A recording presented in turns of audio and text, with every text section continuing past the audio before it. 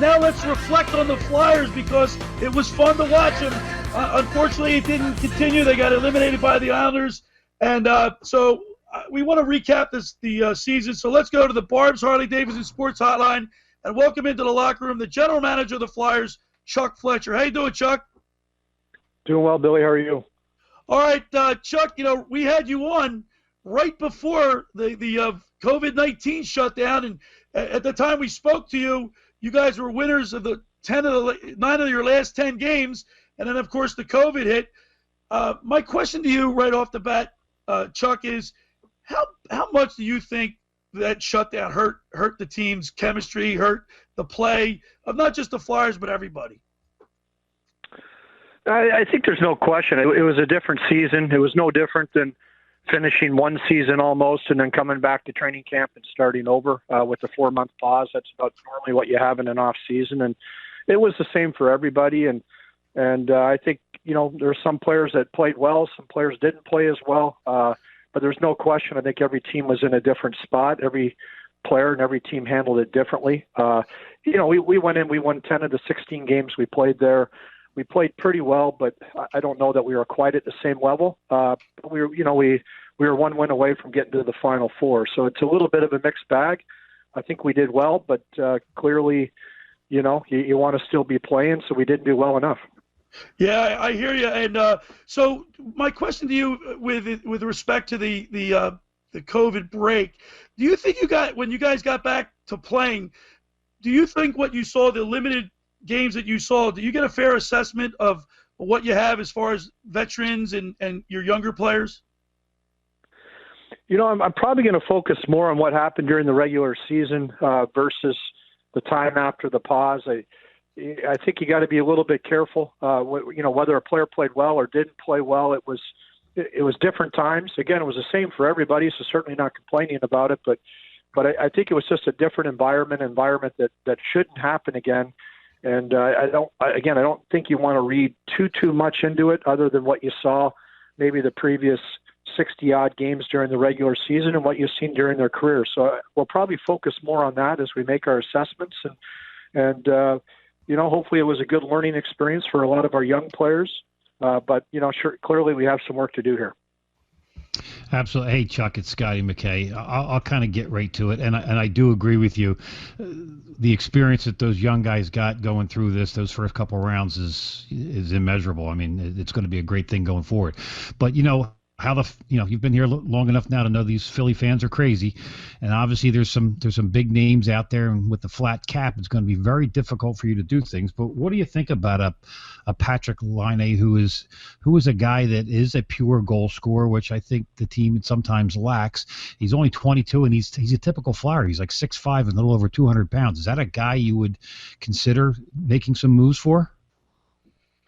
Well, you can't really talk specifically about players and other teams. I will say I love this time of the year and the speculation that gets out there. I found over the years that nearly 90% of the names that are floated out there are just not factual. It's just not reality. But it makes for, good conversation and can always have a beer and have a good conversation over that stuff. But, we could use another goal scorer for sure. But it is a flat cap era, and it's not going to be really easy to add a $6, $7, $8, $9 million player. So you got to be mindful of that. How do you do that? How do you subtract that kind of money to add that kind of money for anybody, whether it's a free agent or a trade? And the good news is we have a lot of good young players. We have players that should get better and should score more. And at the end of the day, we are trending the right way. But look, if we can add a goal scorer, an elite goal scorer, and we can make it happen financially, we'll absolutely do it. But I don't want people holding their breath in this flat cap environment. Right. We're talking with Flyers general manager Chuck Fletcher. We're recapping and analyzing what went wrong, what went right.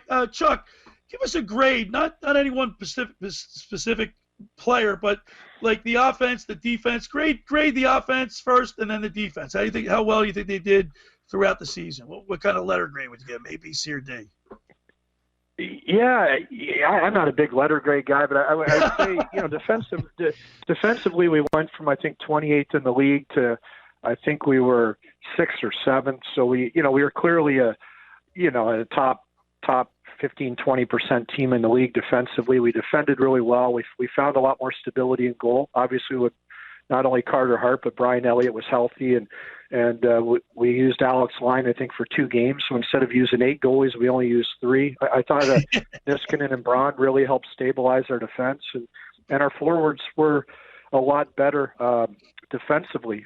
Certainly, they were good in the regular season. I think we slipped a bit once we got up to Toronto. I think we cheated a little bit more and turned over more pucks and made it harder to defend for our group. But defensively, I thought we made massive strides, and we became one of the better defensive teams in the league. And offensively, 2 years ago, we had a bad year, but we were still, I think, 11th in the league scoring at even strength. And this year, we were even a little bit higher. So, I think that's an area that we can improve. As I mentioned earlier, I think we could use another scorer.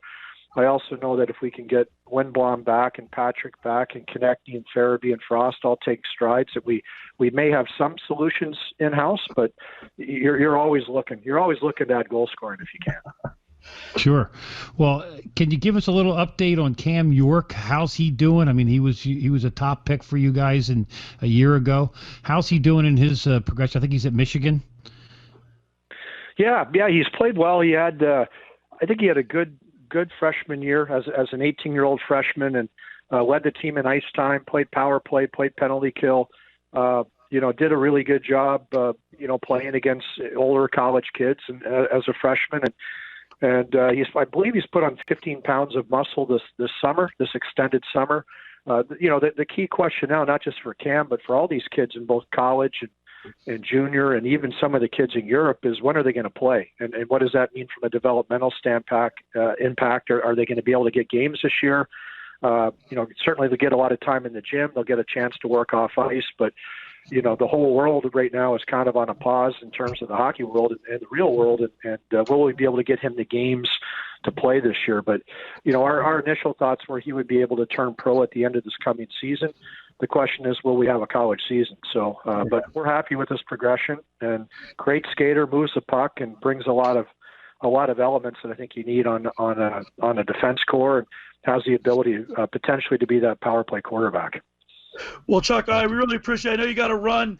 I just want to say that one of your most exciting picks this year or acquisitions was Kevin Hayes. I like the stat. Every time I think the Flyers are 22-0-2 when he scored a goal. Well, we got to get him to score every game then. That's the key. Right, exactly.